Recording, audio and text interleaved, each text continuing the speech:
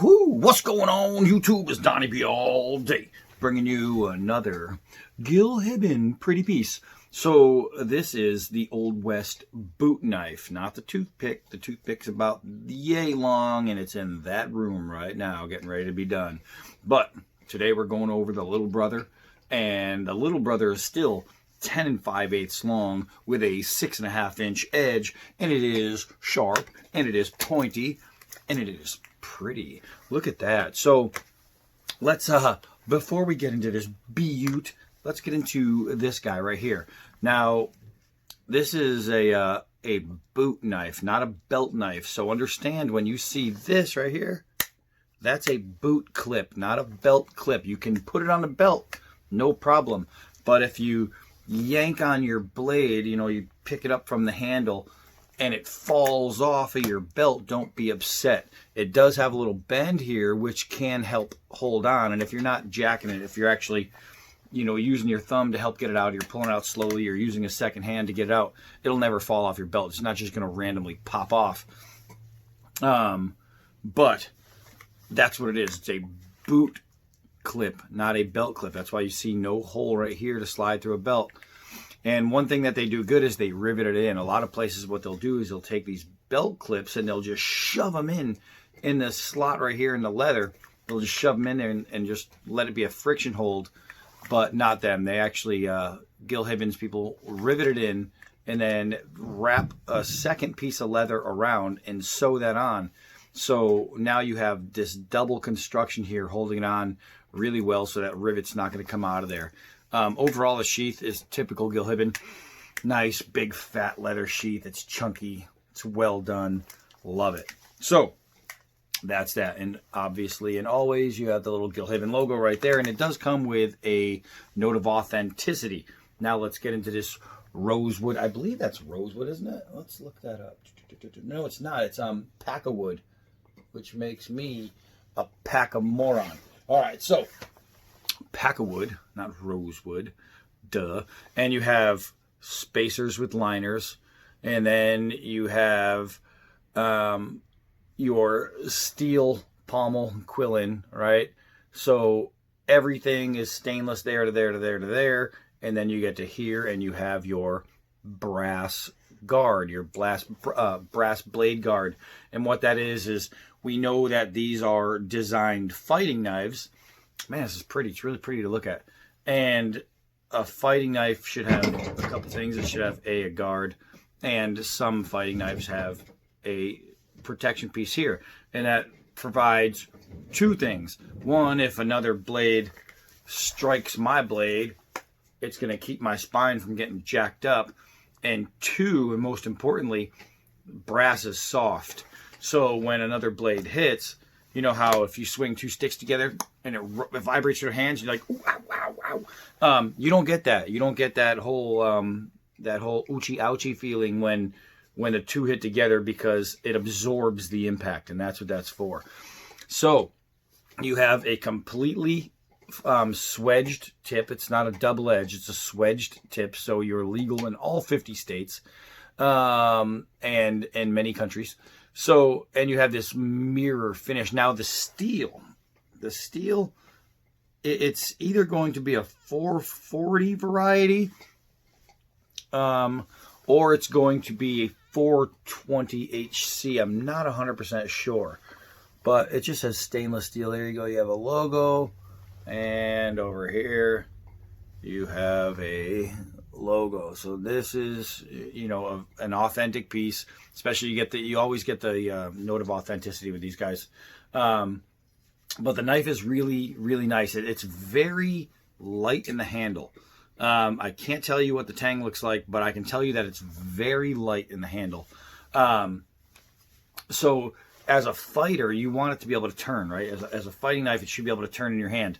This doesn't. So it doesn't make it such a great fighting knife as far as weight is concerned, but it's light enough to where if you're striking, it's striking with you. It's not slowing down. It's not hindering your strike. You are going to be able to swing fast, and your aim is going to be true with this, because there's going to be nothing creating drag. So right there and I don't mean wind drag, I mean weight drag, if you guys understand what fighting knives do. So that's good. It's all good. The handguard isn't bad.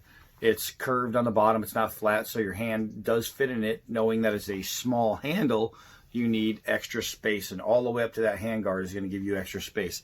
So let's see. Let's see if it's how sharp it is. And I can feel the hairs, literally. Wow. I can feel. Can you hear it? That's what shaving sounds like. That's what that sounds like. Let's see. Let's see. Oh, I think you guys can see it. It's just a whole lot of hair. Whole lot of hair. And there's the reason I have a whole lot of hair is because this is sharp. It's shave sharp. It's not Shannon sharp, it's shave sharp. That is a sharp piece of steel. How good is it? That's the question. So we're gonna find out. Now this is a fighting knife. This isn't a in any means necessary a camp knife. It's way too light to be a chopper. I have no idea what the tang looks like, so you're not gonna pry with it, especially with that tip. Long skinny tip. Oh, no prying. But we will see what we can do with it. We are not going to talk about what we can't do with it. We're going to see what we can do with it. And as a fighting knife, you need to be able to strike. That's what this thing's made for. And even holding the cardboard in the hand to where it can wobble when it gets hit. Luckily, that tip is nicely swedged. What I did is I put my thumb right here and here, because if you're going to be using it as a pig stick or as a stabber, boom, you just need to be able to do that. Right? Boom. Just need to be able to do that. And that's what it's good for. You're going to be wanting to just do that, and that puts a pretty nice slice in anything you're going to swing at. So I'm here. Oh no, that's my enemy. That's Bigfoot. He's coming at me. Oh, he's swinging. Boom. And I'm going to catch him. I'm going to catch him, and I'm going to cut off some Bigfoot fingers. That's what's going to happen. So let's go outside, and we already know that I can punch with this thing. Let's see what else it can do. Come on. Okay, let's continue this party. We got the aluminum can. We got the Gil Hibben. We got the Golden Girls. All right, so only a man can pull that shirt off, baby. Yeah, hold on. I'm not a crook. So, if you're wondering what happened there, well, it lost its top. Ooh-wee. Holy moly. Nice and sharp. All right, gotta go find that top somewhere, but we'll do that later. Right now, we got some sharpness tests and cutting tests. So, as we know, that is an aluminum can. And the reason I use that one, let me clear off some of this water, is because it's a really thick can. And the edge is not marred up. So that's good. It's a really thick can. And I liked it. I liked it. So let's go find out what we have over here, because we got some nylon rope sitting, waiting to go. And ba-boom. Right here, make sure we're in the frame. Let's see if we can't just cut. Wow. Okay, so that was a very clean push cut. That was very, very clean. Clean off that edge, all the junk off of it. That was a very clean push cut. Let's do some 4-foot drops. It's a lightweight, so let's see how it goes. It is turning. It is very light in the handle. That wasn't so bad. Let's do a couple hard downward throws and we'll see how it all sticks together.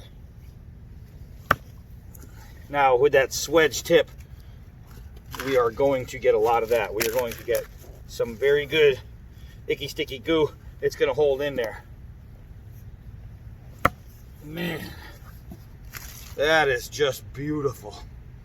That is beautiful. Ugh. Now, I told you it's no way a camp knife. And I got this skinny piece right here. And just for the sake of doing it, let's there it is. Let's just take a couple shots. Let's get a couple kindling pieces now. It's just kind of frozen. You can see the ice on there.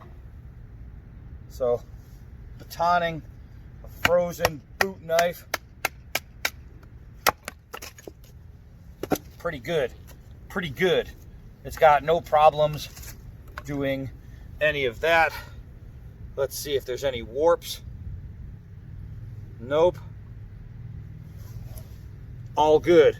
And I'm pretty sure that the people over there at the Hibben plant are saying, why is that moron batoning with a Gil Hibben boot knife? All right, so because I'm that moron, Gil Hibben's people. So let's take this thing over here. We're gonna get us a nice stick, just like this. Look at us, we're moving fast. It's a fast-paced world we live in. All right. Ugh. Wow. Wow. I just chunktified that thing. Let me break this because it's all over the place. All right. So here we go.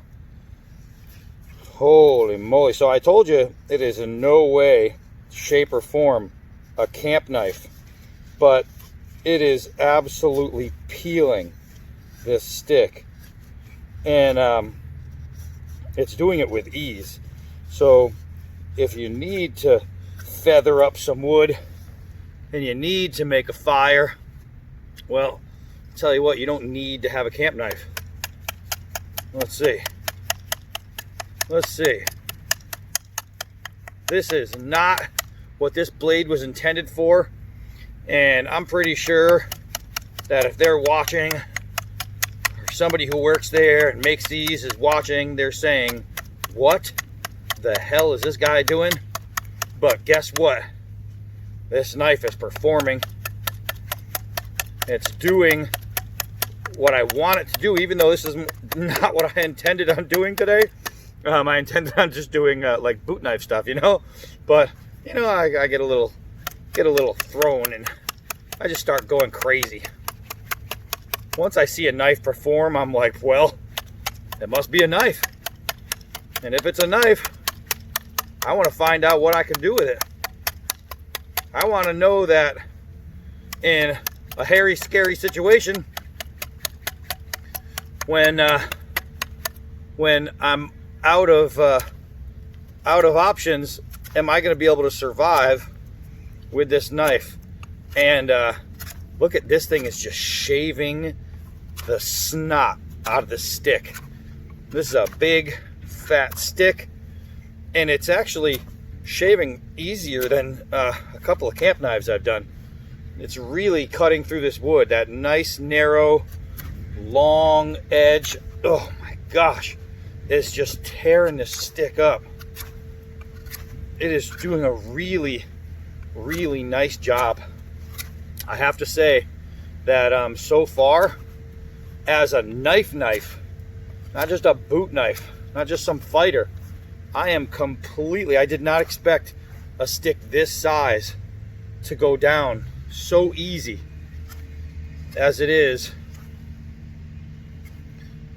Wow, with this little Hibben boot knife, that is nice and sharp.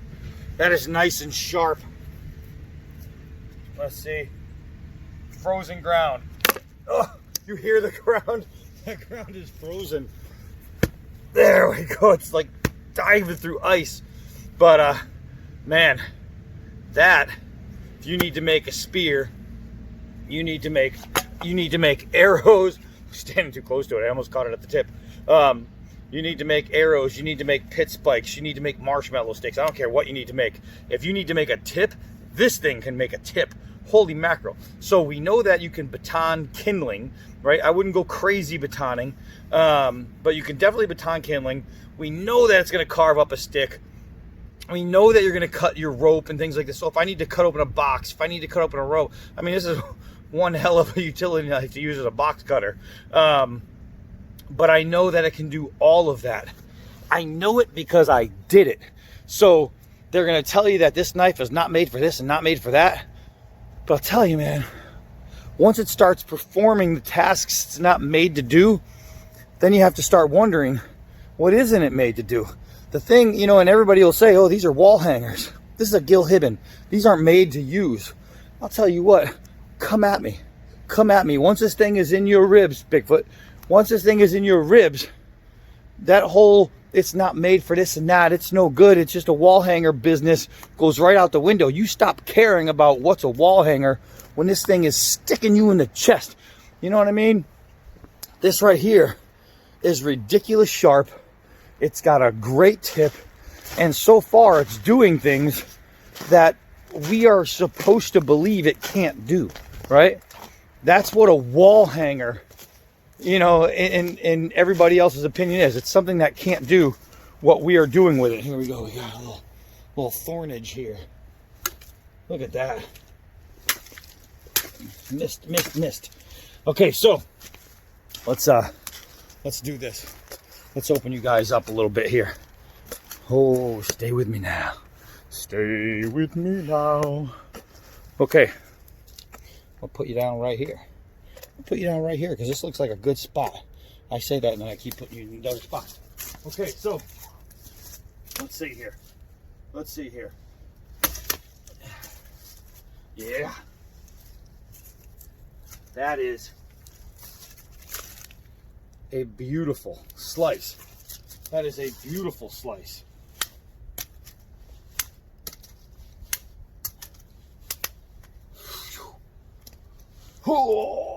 Okay, so we know that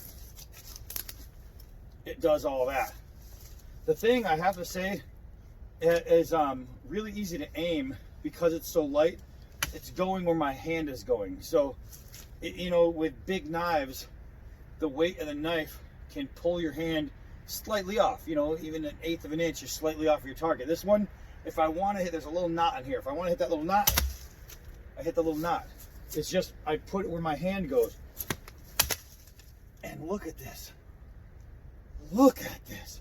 It's just doing the job. It's doing the job. You know what we need to do? And I don't know if I have a spot cleared out over here because all this brush, when I put up the new fence, this brush used to not be here because that was my throw-in tree, remember? So I think what we need to do is find a new one. You look through here, it looks like a tornado came through all those down trees.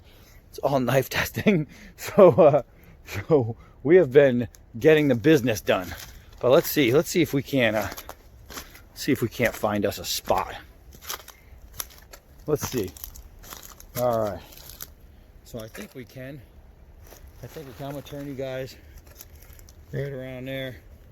We're just gonna hit it from a different angle than we normally would, and hopefully it'll be in the picture. I have no idea what this is, but I just found some kind of angry beast. I don't even know what that is. It's on the ground. All right, so let's see if I can't hit this from 5 yards. Oh, I hit it dead on the tip. I have to climb over a stick to get here. But I think when I hit it, it was the bark that just flew. Ooh, let me try to go back. All the way back these 5 yards. Okay. Let's try that again. Oh my gosh. It's tearing apart the bark. I think the bark is too fluffy. See this right here? That's where I just chipped out. Well, you know, I am Donnie B all day, so we're not stopping. Ugh, we're gonna break the knife before it lands. The problem is I have to keep walking over this tree every time I do it. I wonder if I can just lean backwards through the tree. Well, it's stuck in the ground. That time I was too close. So far, I have to say, it's banging into this tree. Nothing loose, nothing chipped, nothing broken, nothing bent. All right, let's try it back from 5 yards again.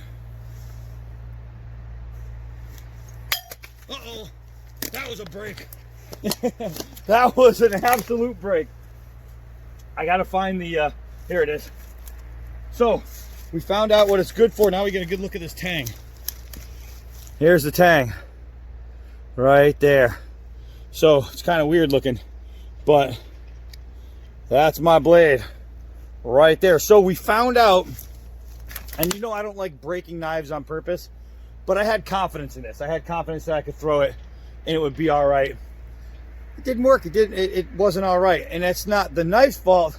That's my fault. If I used it as a boot knife and swung and used it in that manner, then it would have never broke, like hitting through skin and whatnot. But it looks like they used powder steel, I'm thinking, when they made this. But here we go. So now I have what's going to turn out. I'm gonna have to carve this like that. I'm gonna make a nice little right there, and I'm gonna use it as like a little utility neck knife. So I'm gonna do some customizing on this one. So this is actually gonna keep. I'm gonna keep this. It's not gonna go like to waste. This thing, I don't know what I'm gonna do with this, because you guys don't get to see me break one every now and then, because I don't ever do things like on purpose to break knives, because I think it's disrespectful.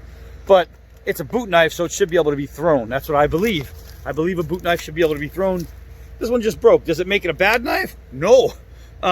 It just means, hey, moron, don't throw it into a tree. So what I'm going to do is I'm going to repurpose this. This, I don't think I'm going to repurpose. But who knows? I'll take it apart. I'll see what I can do with it. And if it's something I can use, I can use. But this one right here, I'm going to make myself a new handle for. Who knows? I might even reuse this. And what I'm going to do is cut it short, put it in some wood, and I'll pin it with some glue. And I'll make myself maybe a 4-inch blade, a nice little utility blade, because I really like this. I like this. This is nice and sharp. Everything was good. This, all right, so I'm not going to call it weak. I'm not going to say it was bad. I'm just going to say this was, you know, an idiot. So that's it. The Gil Hibben Old West boot knife. It was a really good knife until like the 5th time it bounced off a tree. Maybe it wasn't supposed to. Fail. And that's this fail. This thing was working great. So I have to say, would I recommend this as a piece to buy? Yeah. Would I recommend it as a piece to buy to throw into a tree? No. No. We found out that that's not good. So I'm very happy with how this worked. If I made a clean, let's say on the first throw, if I made a clean throw and it stuck, that would have been it. I wouldn't have thrown it again. And I would have had this knife used as, like, I would have used it as a boot knife. I would have used it as a personal protection piece, and I would have kept it when I wore my cowboy boots. That's exactly what I would have done with this. But I screwed it up. I screwed it up. So, so that's it. So I still have this beautiful knife. I still have that beautiful sheath. And what I'll do is when I make one of my own customs, I'll make a custom that's going to fit this blade shape and with a new handle. And that's what I will do. I will repurpose that sheath without a doubt. So all in all, very good knife. Not a very good thrower into hard stuff. So we found out what it can be good for and what it can't be good for. And I would have put those on opposite. I would have said it can't be good for camp needs, but it actually did its job. But I would have said it would be great for throwing needs. But generally not throwing into a Bigfoot as solid as a tree trunk. So I mean, that's kind of on me. Got to be okay with that. So that's it. It's a fail, but it's a good fail. And if you know, take that for a balance. So here it is. The Gil Hibben Old West. There it is, the Gil Hibben Old West boot knife. It's like a magic trick. Whoa, how'd that happen? All right, guys. I'm Donnie B all day, and until next knife.